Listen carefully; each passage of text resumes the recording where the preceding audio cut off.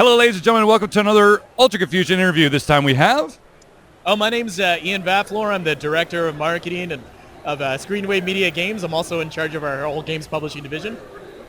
And what's the name of the game you're showing today? So this is Eagle Island. It's a platformer inspired by Banjo-Kazooie and Yoshi's Island. It's created and developed by Pixel Nix Limited, which is a one-man studio out of the UK. Good friend of mine, Nick Gregory. Mm-hmm. So tell me a little bit about the game. So this game was born of a couple different things. Nick originally developed this. This was a dream game of his since he was a little kid. Yoshi's Island and Pokemon were two of his favorite games, and it was kind of like his little fan insert, his self-insert into and he created a world. But what it is, you could call it a Metroidvania. Okay. You know, it has a main hub world. It's got 9 story levels. Each one of them has a boss at the end that leads up to a final boss. That's the easy top-down way to say it. You get a whole lot more with it, though. You can play it one of two ways. You can have it with official set levels, like official seed, or if you want, you can also play this like a roguelike. You can have it randomized every single time you play, or you can also, there's a seed generator like Minecraft, so you can put in your own levels if you want to. That actually ties into the story as well. So this guy right here, this is Koji the Owl. The story of the game, you can see right behind me here, that's Quill. It's a little man on a trip who gets shipwrecked and is rescued by his two friends, Koji the Owl and Ichiro, Koji's brother.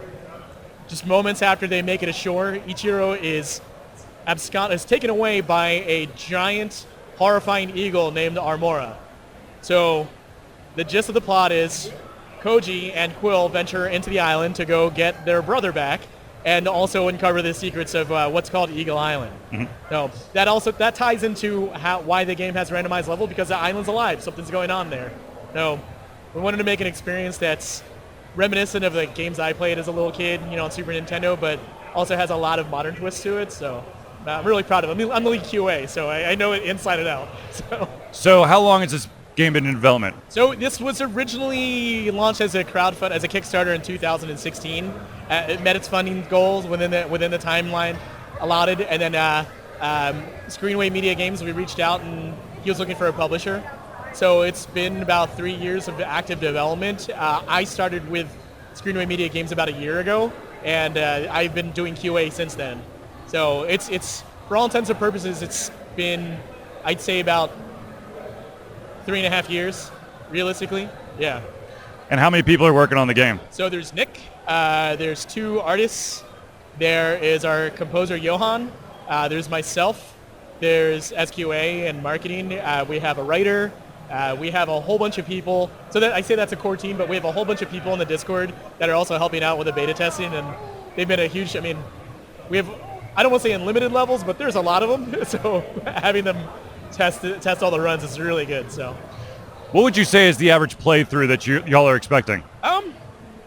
So for the story levels, my first playthrough was about 16 hours, and that's just the story part. Say my second playthrough was about 10 hours. My fourth playthrough was about 8 hours. Mm-hmm. The game it's reasonably spaced out. I would say our speedrunners that are testing the game right now can do their early game levels in 5 minutes, taking their time. Mm-hmm. The guys who are really going hard in the paint, I can do it in 48 seconds, and I curse them every single time I see their scores. Mm-hmm. There's a huge, like I said, the post-game content's got a lot for people who are into speedrunning and competition. So, yeah. So through this process, what would you think is one of the biggest hurdles that this game has had to take? That's an awesome question, Charlie. So I've been showing this off at a lot of cons for the last few months. One of the number one questions I get from everybody is what is this built on? Was this made in Unity? It's made in a custom bespoke engine that Nick made himself. Mm-hmm. It's monogame and then C#, but he built it from the ground up. And that's been a huge challenge with the port process. This is coming to Nintendo Switch and PC first, and then Xbox One and PS4 next. But porting an engine that no one's ever seen before has been a big it's a big learning experience. It's been challenging, but it hasn't been difficult at all, because reps from all the different companies have been really awesome. They're just like, what is this? Right. So, yeah. So you mentioned the different platforms that this game's coming out on. Do you have any release windows? You'll be hearing a lot more about that coming out of E3. Okay. I'll say this is that's coming to the Switch and PC first in early July. Okay. And then not too long after that's coming to the rest. So where could people find more information about the game? So we have an active Discord community. It's actually discord.gg/Eagle Island with a capital E and a capital I. The Steam demo just went live on Friday. We've also had it up on, well, you can get it from Discord proper, and you can also get it on Game Jolt and Ichiro too. But yeah, I'd say jump into the Discord. There's already a lot of people, like just from the last few days, just playing the vertical slice that we've had here.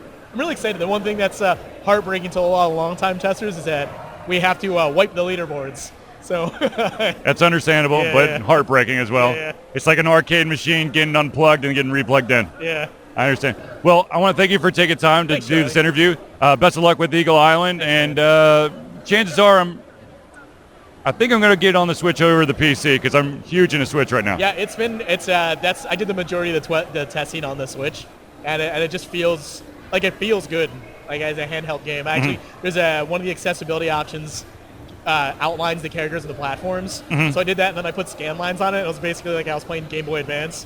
Amazing. I got used to that aesthetic. Yeah. Got really good. Yeah. Well, thank you for taking time, and best of luck. Thanks, man. Pleasure.